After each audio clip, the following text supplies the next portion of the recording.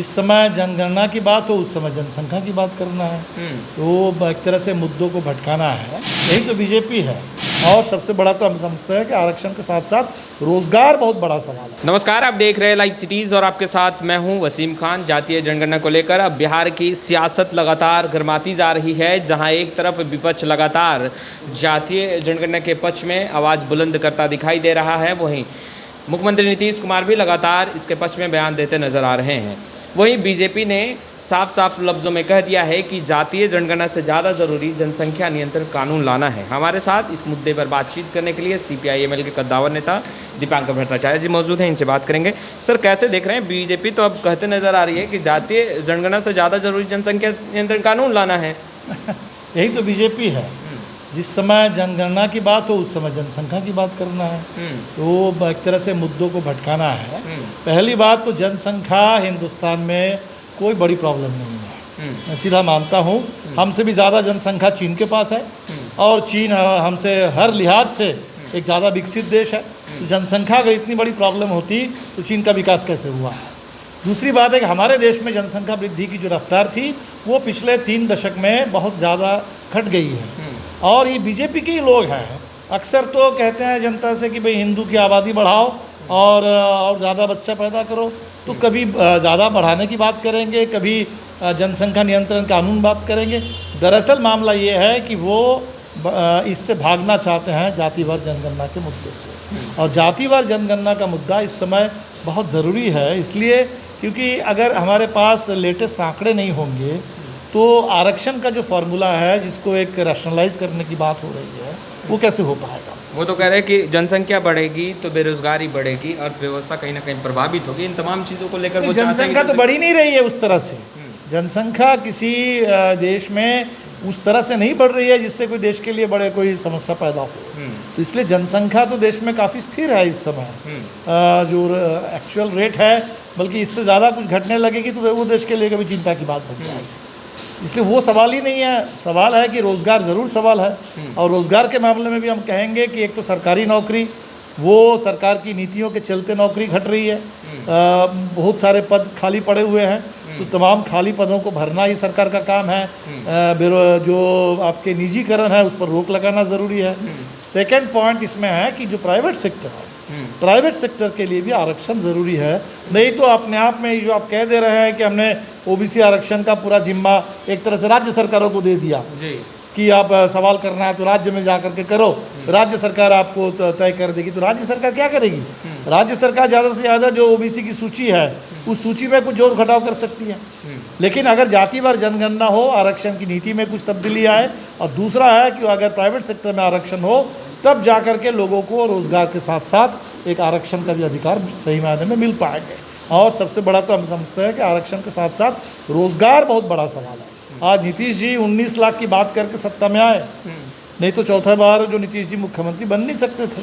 तो 19 लाख की बात करके आए और अब लग रहा है कि 19 लाख नौकरी उनके लिए भी ऐसा ही नारा है जैसे मोदी जी के लिए 15 लाख का जुमला था। तो ये 15 लाख और 19 लाख को हम जुमला नहीं बनने देंगे। 19 लाख रोज़गार बिहार के नौजवान लेकर के रहेंगे, तो रोज़गार के साथ साथ ही आरक्षण की बात करेंगे। ऐसा नहीं कि सिर्फ आरक्षण की बात करेंगे और रोज़गार को छोड़ देंगे। हाँ, सिर्फ जनगणना की बात करेंगे, रोज़गार को छोड़ देंगे। रोज़गार सेंट्रल पॉइंट है। रोज़गार के लिए योजना बनाओ, रोज़गार की नीति बनाओ, रोज़गार की गारंटी करो और साथ साथ उसके में सामाजिक न्याय की गारंटी करो, आरक्षण का हक दो। अच्छा, जातीय जनगणना को लेकर राजद प्रमुख लालू प्रसाद यादव पर बीजेपी के प्रदेश अध्यक्ष सांसद संजय जायसवाल ने कहा है कि लालू प्रसाद यादव घटिया सोच मानसिकता के व्यक्ति हैं। कैसे देखते हैं इस बयान को सर राजनीति में। नहीं, ये तो भाजपा की अपनी घटिया सोच है। भाजपा के सारे नेता जिस तरह से बयान देते हैं तो वो तो आए दिन हर रोज़ वो अपने घटिया सोच को उजागर करते हैं जनता के सामने।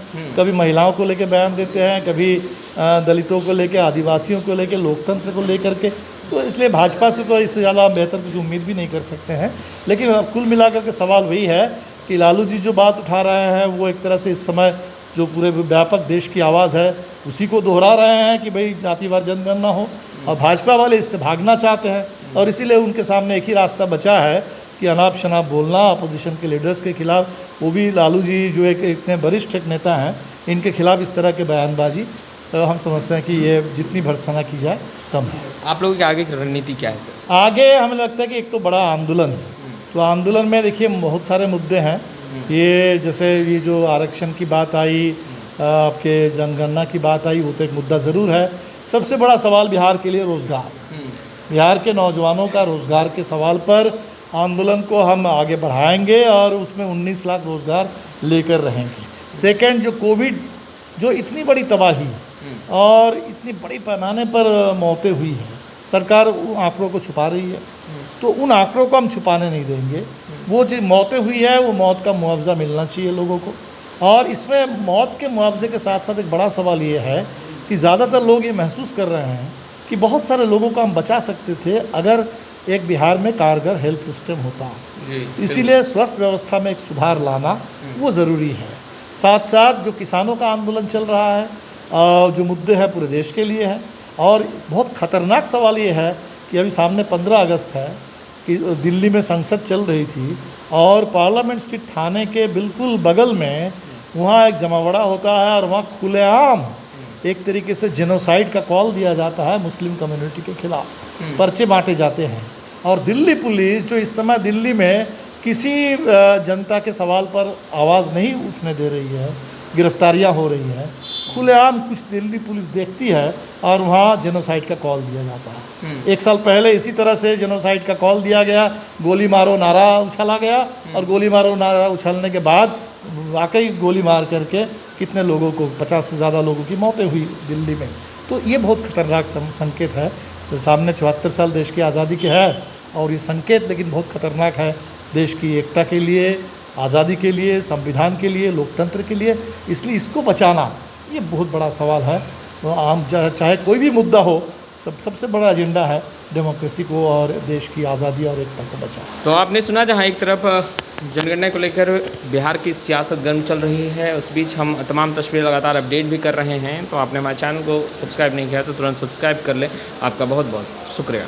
जिस समय जनगणना की बात हो उस समय जनसंख्या की बात करना है, तो एक तरह से मुद्दों को भटकाना है। यही तो बीजेपी है।